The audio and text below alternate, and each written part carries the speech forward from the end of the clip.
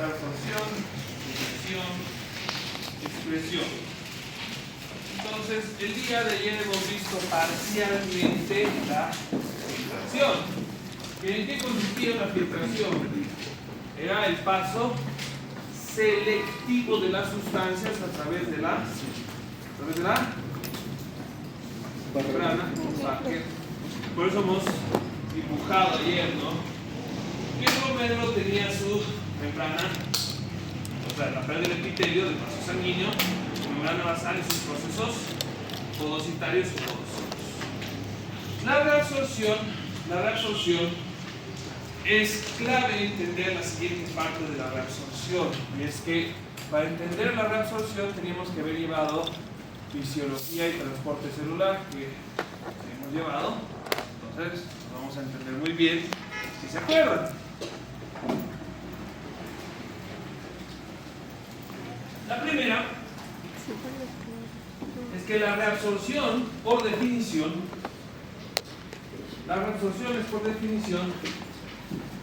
la capacidad del muñón de permitir el paso de las sustancias de vuelta a la sangre. ¿Por qué se llama reabsorción y no absorción? Lógico, el primer contacto que hemos hecho con estas sustancias lo hemos hecho en un 91% a través de la alimentación. Y cuando han llegado al estómago, dependiendo si se movían por difusión simple, porque cuando se mueve por difusión simple se absorbe en el estómago, porque atraviesa la membrana, entonces no le da tiempo de llegar muchas veces al intestino. Pero alimentos complejos, como por ejemplo, qué sé yo, la glucosa, las vitaminas, las proteínas que luego se vuelven aminoácidos, son alimentos complejos que no se mueven por difusión simple, por lo tanto son absorbidos en los intestinos, como van a ver en Fisio 2, si pasan conmigo les voy a mostrar, ¿no? Pero entonces han sido filtrados en primer lugar, ¿no es verdad? Han sido filtrados. Lo primero que han hecho en el riñón después de que han cumplido su función es que han sido filtrados. Y luego, al ser filtrados, se encontraban dentro de la luz, es esta flecha de aquí, de los túbulos renales. Fueron filtrados. Estaban ya no en la sangre, estaban fuera de la sangre. Sin embargo, como el riñón está hecho para reabsorber y devolver las sustancias útiles a la sangre, que fueron absorbidos una vez en la vía digestiva, ahora son reabsorbidos en el segmento renal. Como pueden ver aquí, hay un mundo de sustancias, ¿no?, que son reabsorbidas. Entonces vamos a dejarlo claro. En estos esquemas que están aquí, ¿no?, el segmento amarillo, ¿qué es? Todo lo que va a ser excretado, es la luz del túbulo. Todo lo que se quede en el segmento amarillo se va a perder en forma de orina. Todo lo que atraviesan las células del túbulo, que son estas celestes, regresan a la sangre, al compuesto extracelular, que puede ser del intersticio y del intersticio de la sangre, porque como ustedes han visto, las sustancias se intercambian de manera permanente. La primera sustancia que tenemos que aprender cómo se reabsorbe es el sodio. El sodio tiene dos formas de reabsorberse, pero una de esas formas va acompañada de otra sustancia. La primera forma de reabsorción del sodio, es un tipo de campus en la calle. Muy bien. Entonces,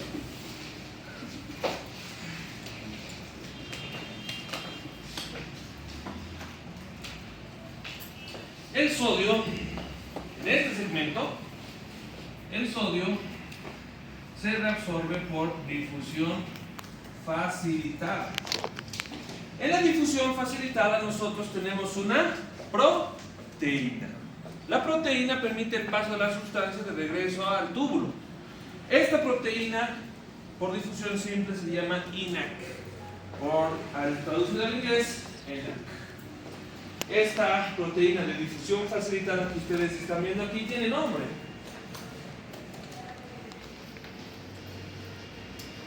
El ENAC es la proteína de difusión facilitada que le permite al sodio regresar a la célula tubular. Y sin embargo, ingresa a la célula tubular, pero ¿cómo llega a la sangre? Perfecto, ya no está en la vía urinaria, ahora está dentro de la célula. ¿Cómo regresa la sangre? Está ahí. ¿Estás? ¿Es una familia? Muy bien. Una vez que Lennart ha propuesto difusión facilitada para que el sodio reingrese desde la vía del túbulo hacia adentro, está dentro de la célula, se encuentra en el espacio intracelular de las células tubulares. Sin embargo, para que pueda regresar al intersticio y posteriormente a la sangre, tiene que volver a través del transporte activo primario. ¿Y por qué transporte activo primario? Habíamos visto que las células tienen abundante potasio dentro, ¿sí o no? Sí.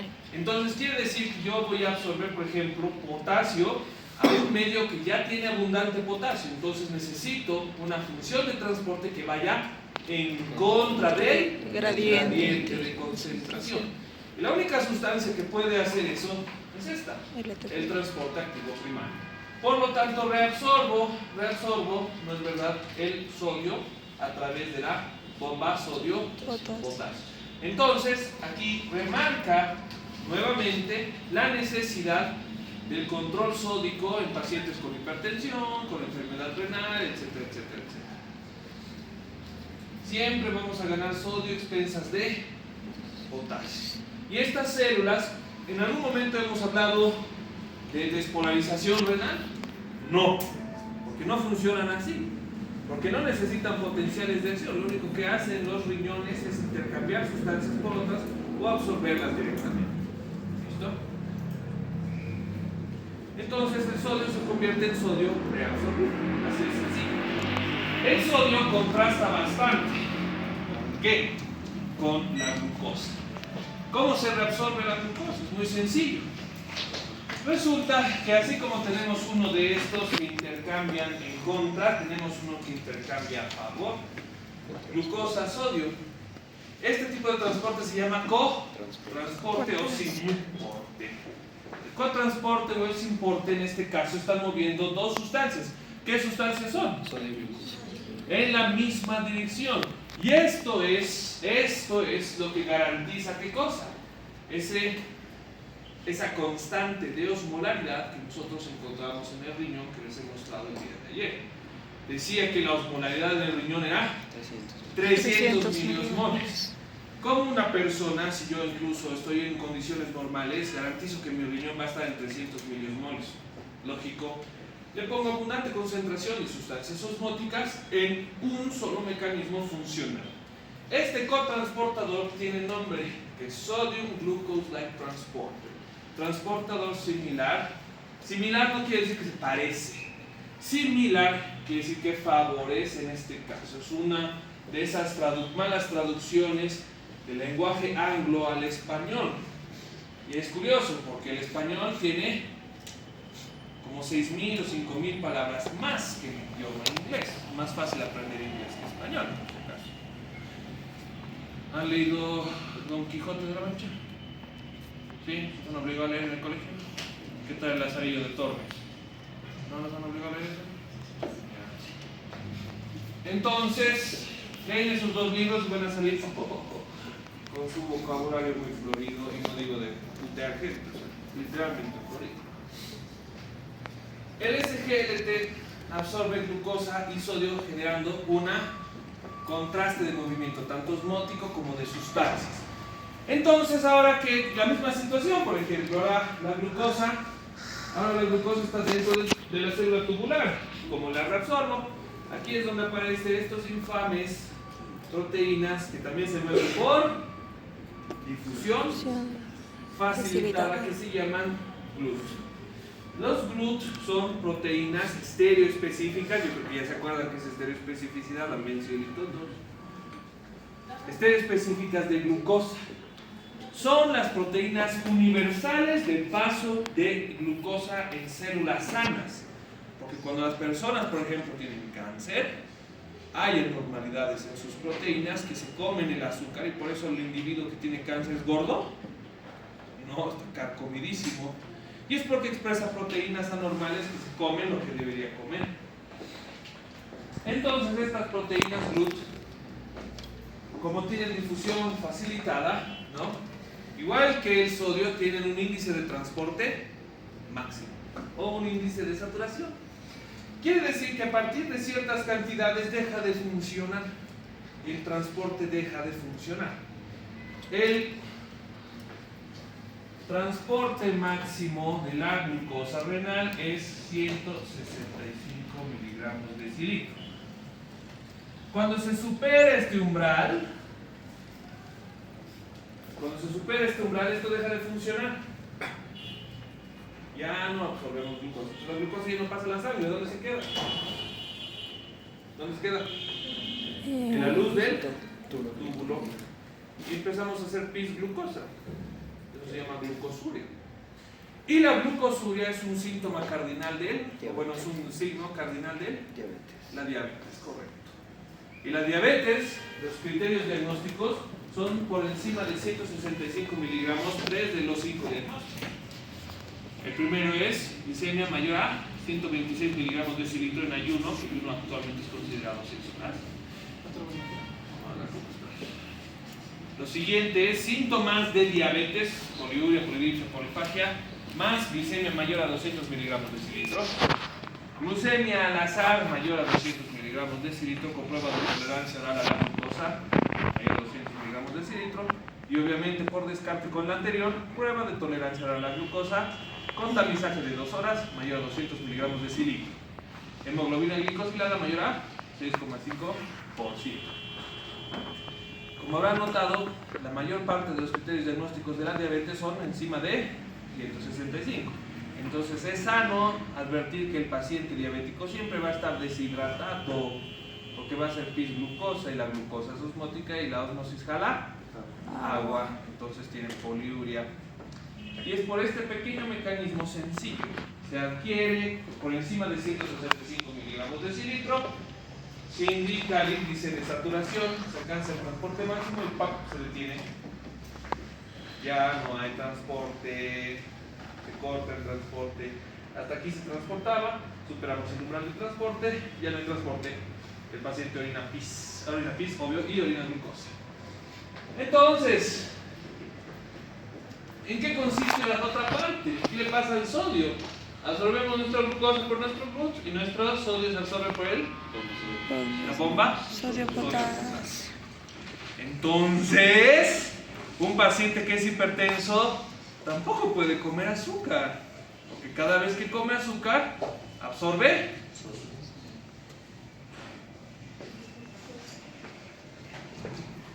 el riñón tiene una relación muy extraña con este órgano que se llama hipotálamo, mal llamado, ¿cómo se llama esto? Sustancia amarilla, no sé qué burradas les ponen a los anatomistas. Pero fíjense, la presión hidrostática es la que favorece la filtración, ¿sí o no? Ya, perfecto. Entonces aquí hay una característica, sin embargo. El hipotálamo y la neurohipófisis tienen una condición que comparten con el riñón. Son dos receptores. Estos dos receptores se expresan en lugares distintos. Los receptores B1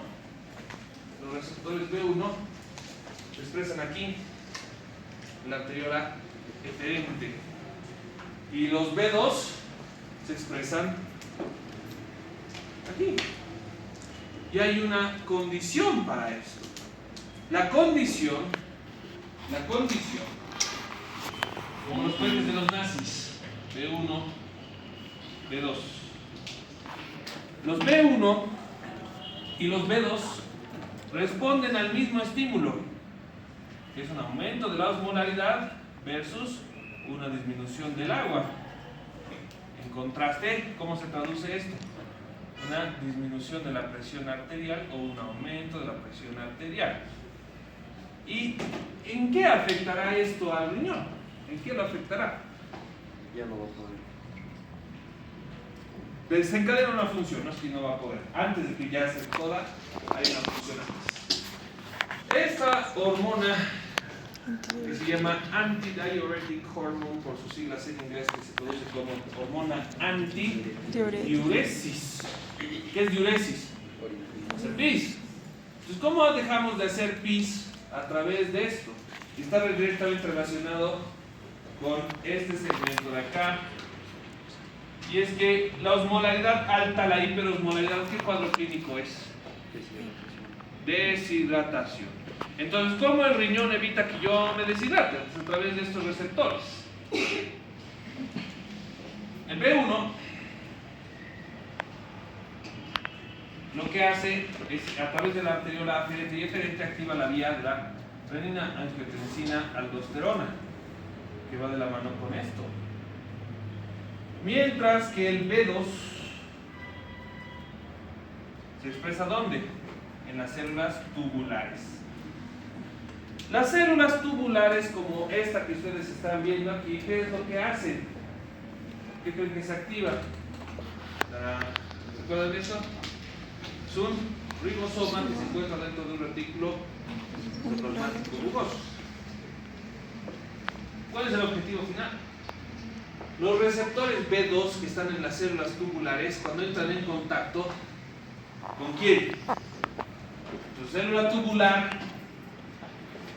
más ADH, hormona antidiurética, da como resultado activación de los ribosomas, y los ribosomas sintetizan proteínas. Las proteínas que se sintetizan a través de la activación de esta hormona acá, y cómo se, acá vamos a dibujar una célula tubular. ¿Cómo se llama el receptor del ADH aquí? B2. Este es el B2. Resulta en la síntesis de una proteína que se llama aquaporina. Si bien el agua se transporta por difusión simple, cuando yo tengo que ganar grandes cantidades de agua, porque me estoy empezando a hipotensar, etcétera, etcétera, etcétera, gano agua el doble de rápido, porque tengo absorción de agua por difusión simple y tengo absorción de agua por difusión facilitada a través de proteínas que absorben exclusivamente agua. ¿Y dónde se expresan esta maravilla de proteínas que absorben exclusivamente agua?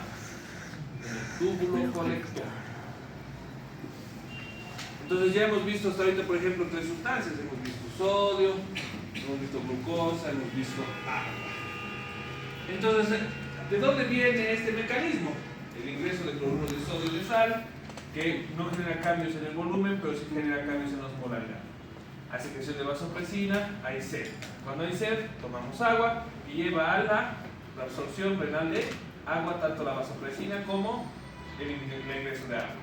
Cuando nosotros ya tenemos agua, los riñones están hechos para conservar el agua a través de la activación de este sistema. Es lo único que quiero que rescaten. Entonces, ¿cómo yo puedo saber qué sustancias vienen de dónde? El túbulo contorneado proximal sobre glucosa, aminoácidos, proteínas, vitaminas, lactato, urea y ácido. ¿Qué más absorbe? Sodio, potasio, calcio, magnesio, cloro, bicarbonato y azúcar. Porque las aquaporinas son de varios tipos y se expresan en varios lugares. 1, 7, aquí no, 2, 3, 4, etcétera, etcétera, etcétera. Entonces ya hemos pasado el túbulo contorneado proximal. Entonces aquí había una condición, que es la condición que hemos visto ayer. El túbulo contorneado proximal podía reabsorber y podía excretar. Entonces aquí, todas estas sustancias son potencialmente reabsorbibles y potencialmente secretables. Hay una condición, sin embargo. La glucosa, las vitaminas, el bicarbonato, en condiciones normales deben absorberse el 100%. Vuelvo a repetir. La glucosa, las vitaminas y el bicarbonato en condiciones normales deben absorberse el 100%. Vamos aquí a la parte distal del túbulo contorneado proximal. Urea, ácido úrico, creatinina, hidrógeno. Esto es. H4 es.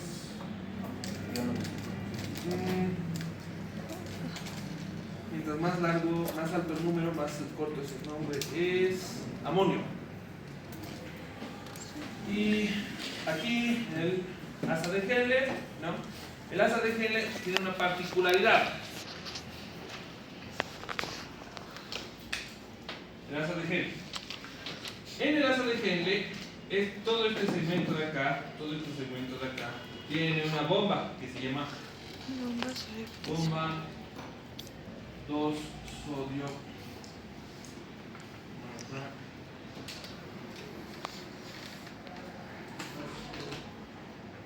Sodio, potasio, 2 cloro. Sodio, potasio, 2 cloro. Que es exclusivamente para reabsorber. Los diuréticos de asa son mal llamados de asa, en realidad son inhibidores del cotransportador de potasio 2 cloro.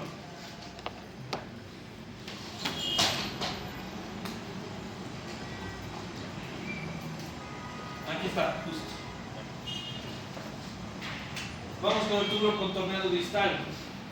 Sodio, cloro, bicarbonato y agua. Entonces, ¿cuál es la condición acá? Tanto el túbulo contorneado proximal como el distal tienen funciones muy similares. Sin embargo, hay que hacer énfasis en el túbulo contorneado proximal, que es el que más sustancias absorbe. Entonces, aquí hay una condición, fíjense. Aquí hay sodio, aquí ya no hay sodio, aquí ya no hay sodio. Aquí hay sodio, aquí no hay sodio, aquí ya hay sodio. Esto contrasta con la diapositiva que les he mostrado el día de ayer, que a partir de este segmento la osmolaridad es mucho más baja. Y aquí entonces si hay osmolaridad baja quiere decir que hay poca sustancia y hay abundante líquido. Es por eso que en este segmento en el que hay abundante líquido es donde más se expresan las acuaporinas. Porque en un segmento en el que solo hay agua debe ser el mejor segmento para absorber agua. Y es por eso que el túbulo colector es el que determina esta variable. Y es que el túbulo colector determina la variable que genera el gasto urinario. Dios, todas las ciudades se han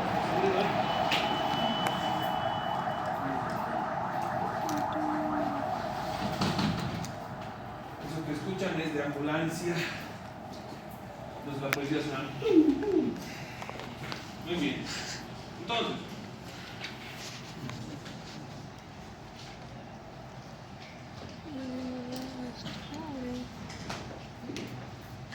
¿qué es lo que deben saber? ¿Qué es lo que deben saber? Las sustancias del túbulo contorneado proximal son obligatorias. Me va a dar pero es muy obligatorio. Cuando las lesiones renales son excipientes o están iniciando, es muy probable que encontremos todo tipo de cosas en la orina de los pacientes. La forma más grave de enfermedad renal incipiente es cuando empiezan a hacer pis vitaminas. Es completamente anormal, es decir, poco probable pero sumamente anormal. Las presentaciones más graves, por ejemplo, que vamos a ver cuando estemos llevando equilibrio ácido básico dentro de este mismo tema, es la extensión activa de bicarbonato, porque el bicarbonato es básico o ácido. Básico. Entonces, cuando se pierde, el cuerpo se vuelve ácido, porque es un buffer. Entonces, tiene implicaciones muy jodidas. Otra sustancia que cuando la perdemos nos deshidrata, la urea sulfótica. Y actualmente, por ejemplo, ya hay medicación basada en urea. Tomas así una cosa de urea y empiezas a hacer pis abundante. Muy bien. Entonces, para que cada uno de ustedes se tome el tiempo de aprenderse las sustancias, aquí hay toda una escala. Aquí están las sustancias: túbulo contorneado proximal, asa de Henle, túbulo contorneado distal y túbulo colector. Aquí está el nombre de la sustancia. Aquí está en qué porcentaje se reabsorbe y dónde. Aquí también y aquí también. ¿Esta cosa se las voy a preguntar? No se las voy a preguntar. No voy a decir, dime el porcentaje de secreción de urea de tu recto. Para eso está la clase de nefro, y esto es clase de física. De aquí a 1 año y medio, o de 2 años, cuando el nefrólogo les pregunte, no van a tener excusa porque les estoy demostrando acá, y les voy a dejar la diapositiva después. Vamos con el tema del aclaramiento. Aquí la definición de aclaramiento se las dejo porque muchas veces cuando uno se pone a buscar en el libro hay definiciones distintas. Esta es la que más se adapta. El aclaramiento de un soluto es la velocidad a la que ese soluto desaparece del cuerpo por excreción o por metabolismo. En este caso estamos hablando del riñón. ¿Estamos hablando de excreción o de metabolismo? Excreción, perfecto. Entonces, el aclaramiento no es nada más que una simple regla de tres. Fíjense, esta sustancia es un aminoácido sintético que se llama inulina, que es más fiable que la creatinina para determinar la tasa de filtración glomerular. Han revisado su plataforma, tienen tarea. La inulina es igual a la tasa de filtración glomerular. Esta sustancia es químicamente creada para ser tan inerte, que es exactamente igual a la tasa de filtración glomerular. Les doy un ejemplo. Si a alguien le despejan la vena así y le coloquen 15 ml de inulina, ¿cuántos tiene que haber en su orina? Porque es inulina. Sin embargo, si tuviera una lesión renal incipiente, le he metido 15 y han salido 9, por regla de 3, yo puedo calcular cuál es su índice de pérdida de lesión, su índice de pérdida de función, renal. Por ejemplo, el aclaramiento de glucosa, el aclaramiento de urina, ¿cuánto es? Si yo le pongo 15 ml y han salido 15 ml, ¿cuánto es su aclaramiento? 100%. La glucosa en condiciones normales debe reabsorberse él. Si yo tomo glucosa, le hago una prueba, ¿cuánto es su aclaramiento? 0%. Esto se aplica a la mayor parte de las sustancias e incluso los medicamentos. Les doy un ejemplo. ¿Qué dice aquí? Correcto, la penicilina tiene un rango de aclaramiento. ¿Y por qué es esto importante? Por dos motivos. Uno, deben haber, a estas alturas de su carrera, yo creo que ya saben que cuando las personas tienen enfermedades renales hay que modificarles la dosificación de sus medicamentos, que se llama dosis renal. En contraste a cuando están enfermos del hígado, que hay que modificarles a dosis hepática, que no es lo mismo tener enfermedad renal y tener enfermedad hepática. La mayor parte de los medicamentos, principalmente si están hechos de aminoácidos, tienen metabolismo hepático, en contraste con los medicamentos más naturales, como este, por ejemplo, que tienen metabolismo renal, que se pierden por la vía renal. Es por eso que, por ejemplo, el aclaramiento hace mucho énfasis que dice excreción o metabolismo. Entonces ya estaba tocando la puerta de este conocimiento, la definición. Quiere decir que hay medicamentos que se metabolizan aquí, en este órgano, y ya no los ves en la orina. Y hay otros medicamentos que no se metabolizan aquí, se metabolizan acá. Y esos sí los vemos en la orina. ¿Están llevando microbiología o no? Deben haber visto que, por ejemplo, hay una bacteria muy maldita que mata hasta las plantas y a los perros y a los gatos y a todo lo que toca. Se llama Pseudomonas aeruus, que tiene un olor dulce, muy desagradable, que no huele dulce, huele a mierda dulce, fatal. Esta bacteria desgraciadísima, que es una enterobacteria, es muy difícil de tratar, porque es resistente a casi todo de naturaleza. Actualmente, por ejemplo, en los Estados Unidos es tan brutal esta bacteria que ya no puedes tratarla con antibióticos. A través de ingeniería biomédica, de ingeniería genética, se están creando virus que maten a las bacterias, porque ya no mueren con medicamentos. Entonces, como se habrán dado cuenta, no es una situación bastante peligrosa, porque estos medicamentos que son un virus que matan bacterias no son baratos.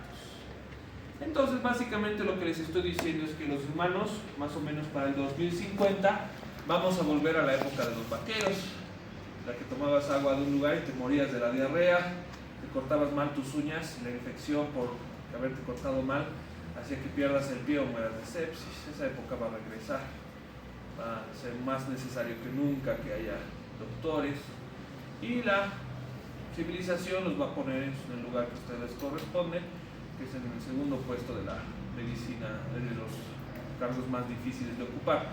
¿Cuál es la única carrera más difícil que esta? Ingeniería Y la mejor aeroespacial. pagada que esta. ¿Alguien sabe? Ingeniería aeroespacial, tal vez. Correcto, la ingeniería aeroespacial, construir cohetes. Pero la carrera espacial de los humanos terminó antes de empezar. Hasta ahorita no podemos hacer nada.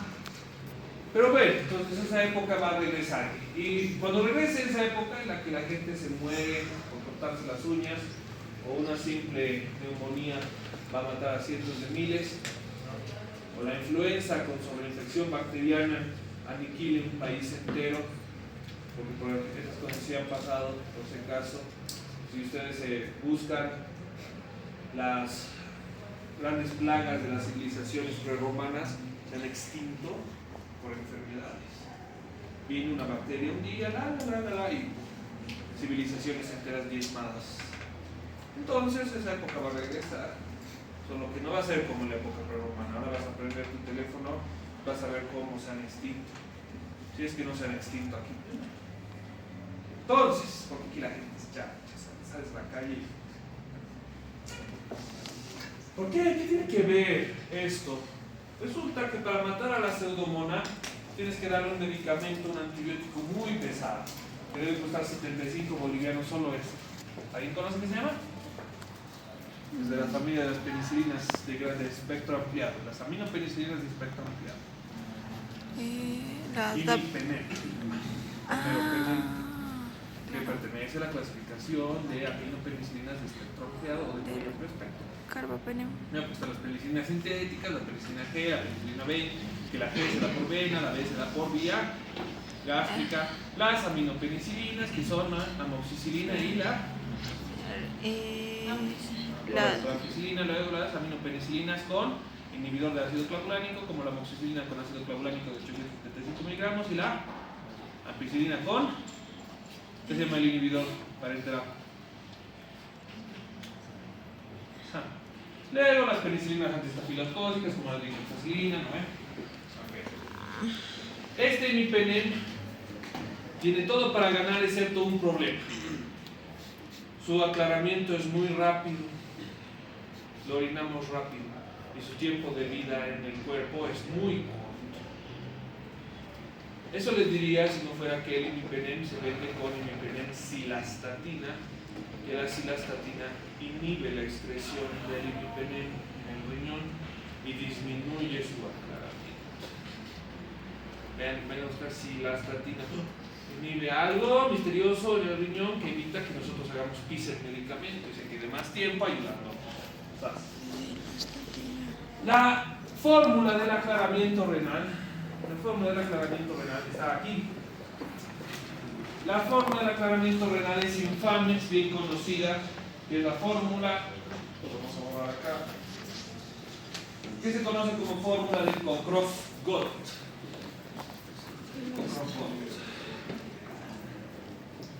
No debía haberles dicho eso, era parte de su tarea. El Cockcroft-Gott, que es 140 menos edad por peso dividido entre creatinina plasmática menos ¿cuánto? Por 72. Listo. Es la fórmula de Cockcroft. Entonces, fíjense, sin embargo, que hay un problema. En la fórmula dice inulina. ¿Qué es lo que dice? Correcto. A medida que va aumentando la creatinina plasmática por su índice de filtración, y asumiendo que tengas una edad muy alta, porque como saben, a medida que vas envejeciendo, más se va oxidando tus órganos y menos te va a funcionar, a menos que hagas ejercicio de forma precoz. Por tu peso, porque a mayor masa muscular, a mayor índice de masa corporal, disminuye la filtración dependiendo cada uno. Si es por masa muscular, filtras bien. Si es por gordura, filtras mal. Listo, sí, o sea, no hay vuelta alrededor de eso.